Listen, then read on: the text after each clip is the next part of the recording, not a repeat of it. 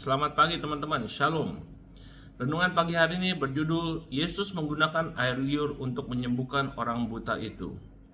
Bukanlah sesuatu yang acak. Dan ketika Anda mempelajari lapisan biblika, sejarah, bahkan biologis di baliknya, mukjizat itu menjadi jauh lebih luar biasa. Dalam Yohanes pasal 9, Yesus bertemu dengan seorang pria yang buta sejak lahir. Murid-murid segera bertanya, "Siapakah yang berbuat dosa, orang ini sendiri atau orang tuanya, sehingga ia dilahirkan buta?" Perhatikan bagaimana agama langsung mencari siapa yang harus disalahkan. Tetapi Yesus mengubah seluruh sudut pandang itu dan berkata, supaya pekerjaan-pekerjaan Allah dinyatakan di dalam Dia. Lalu datanglah salah satu mukjizat paling tidak biasa dalam Alkitab. Yohanes 9 berkata, ia meludah ke tanah dan mengaduk ludahnya itu dengan tanah, lalu mengoleskannya pada mata orang buta itu. Kebanyakan orang membaca bagian itu begitu saja. Tetapi secara biblika dan historis, detail itu memiliki kedalaman yang luar biasa. Pertama, pahami ini. Dalam dunia Yahudi kuno, air liur sering dianggap memiliki nilai pengobatan. Bahkan di luar budaya Yahudi, masyarakat kuno mengaitkan air liur dengan sifat penyembuhan karena unsur antibakteri dan regeneratif alaminya.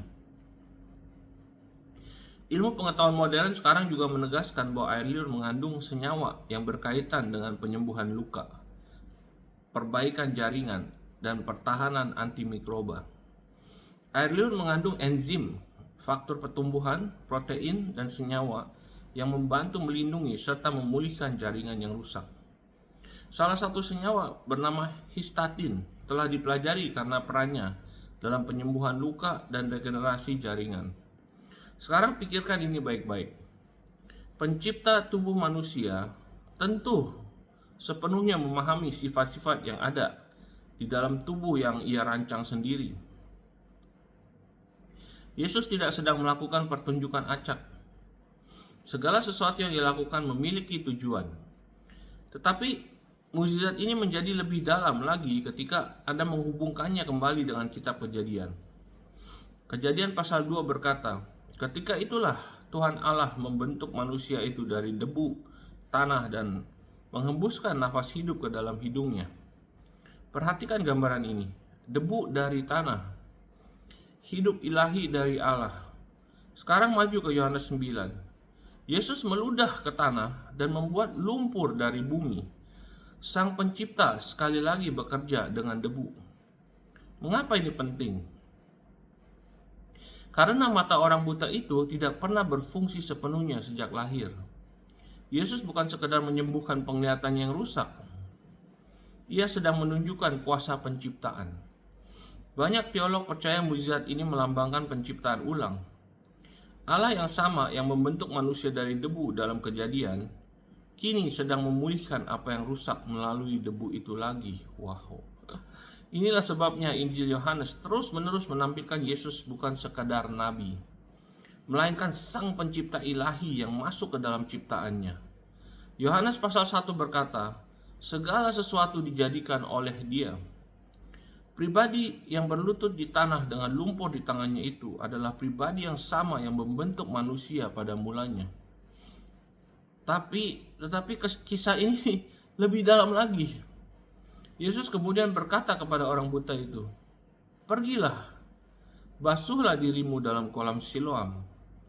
Yesus secara khusus memberitahu kita bahwa Siloam berarti yang diutus. Sekali lagi, bukan kebetulan. Sepanjang Injil Yohanes, Yesus berulang kali menyatakan dirinya sebagai Dia yang diutus oleh Bapa. Orang buta itu menerima kesembuhan di kolam yang berkaitan dengan konsep diutus, karena mukjizat itu sendiri menunjuk kepada Dia yang diutus oleh Allah. Secara historis, kolam Siloam memiliki makna besar dalam sejarah Yahudi. Kolam itu berkaitan dengan Raja Hizkia berabad-abad sebelumnya. Ketika Yerusalem berada di bawah ancaman kekaisaran Asyur, Hizkia membangun terowongan untuk mengalihkan air dari mata air Gihon ke dalam kota. Ini dikenal sebagai terowongan Hizkia. Tujuannya adalah untuk kelangsungan hidup dan perlindungan selama pengepungan perang. Air berarti kehidupan, perlindungan, kuasa yang menopang. Kitab 2 Raja-Raja dan 2 Tawarik sama-sama mencatat peristiwa sejarah ini. Para arkeolog bahkan telah menemukan prasasti yang berkaitan dengan terowongan itu yang menginformasi proyek teknik tersebut secara historis. Jadi pikiran lapisan-lapisan yang sedang terjadi dalam Yohanes 9. Pikirkan ya. Jadi pikirkan lapisan-lapisan yang sedang terjadi dalam Yohanes 9 ini. Seorang pria buta dikirim ke kolam yang secara historis berkaitan dengan perlindungan, pemeliharaan, dan air yang memberi kehidupan di tengah krisis nasional. Dan di sana ia menerima penglihatannya. Injil Yohanes terus menggunakan realitas fisik untuk menyatakan kebenaran rohani. Kebutaan melambangkan lebih dari sekedar ketidakmampuan fisik untuk melihat.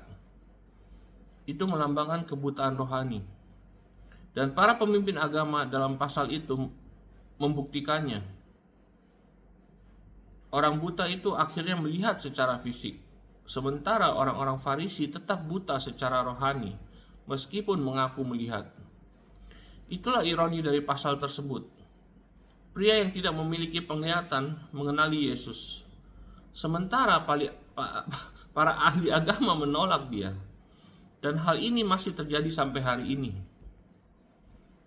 Sebagian orang mengenal Alkitab secara akademis, tetapi tetap buta secara rohani terhadap Kristus. Yang lain benar-benar mengalami perjumpaan dengan Yesus dan menerima penglihatan.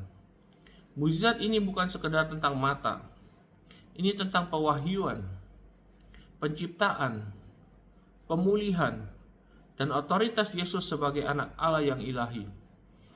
Lumpur itu menunjuk kembali kepada kejadian. Kolam itu menunjuk kembali kepada sejarah Israel.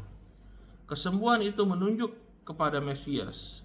Dan seluruh mukjizat itu menyatakan kebenaran ini. Allah yang sama yang membentuk manusia dari debu pada mulanya masih memiliki kuasa untuk memulihkan apa yang rusak. Haleluya. Praise the Lord ya. Jadi dulu ketika baca ini ya begitu saja lewat ya, kayak nggak terlalu dipelajari secara mendalam. Tapi ternyata di belakang mukjizat ini ada makna arti yang luar biasa ya. Sang pencipta in action again. Oke. Hari ini sudah hari Rabu ya, besok libur.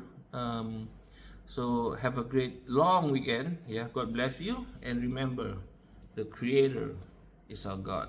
In Jesus' name, yeah. Bless you. See you again tomorrow. Bye-bye.